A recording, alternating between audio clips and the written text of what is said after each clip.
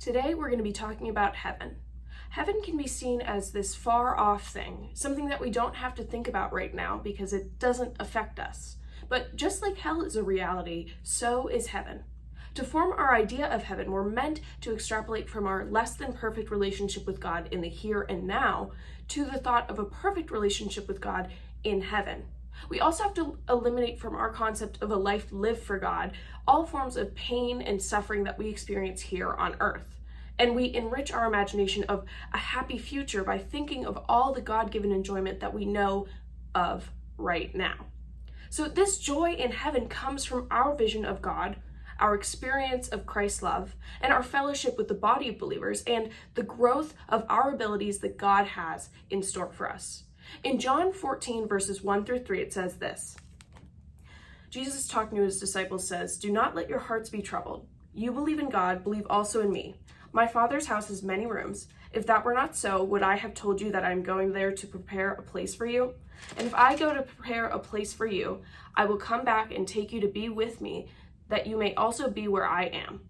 So here we see that Jesus is saying that he has prepared a place for them. We'll join Christ in heaven, and as a part of God's family, Christ prepares that place for us. In Revelation 7, verses 13 through 17, it says this. "Then one of the elders asked me, 'These in white robes, who are they and where did they come from?' I answered, 'Sir, you know.' And he said, 'These are they who have come out of the great tribulation. They have washed their robes and made them white in the blood of the Lamb. Therefore, they are before the throne of God and serve him day and night in his temple. And he who sits on the throne will shelter them with his presence. Never again will they hunger, never again will they thirst. The sun will not beat down on them, nor any scorching heat. For the Lamb at the center of the throne will be their shepherd. He will lead them to springs of living water, and God will wipe away every tear from their eyes." So here we see that all will be right with the world. We won't hunger or thirst or be beaten down by heat. And Christ is at the center of all of this. We're to serve him, and there's no unfulfilled desires because our desires will be for him and for his will. In 1 Corinthians 3, verses 10 through 15, it says this. "By the grace God has given me, I laid a foundation as a wise builder, and someone else is building on it. But each one should build with care, for no one can lay any foundation other than the one already laid, which is Jesus Christ. If anyone builds on this foundation using gold, silver, or costly stones, wood, hay, or straw, their work will be shown for what it is, because the day will bring it to light. It will be revealed with fire, and the fire will test the quality of each person's work.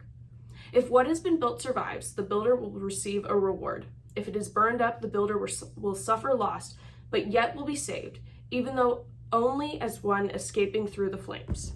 So here, talking about heaven, it says that our work will be shown for what it is, whether it's straw or gold or stone. It says that if it is burned up, the builder will suffer loss, but yet will be saved, even though only as one escaping through the flames. So what you do on this earth has a direct action or a direct effect on what you will receive in heaven. So your actions have consequences, even in heaven.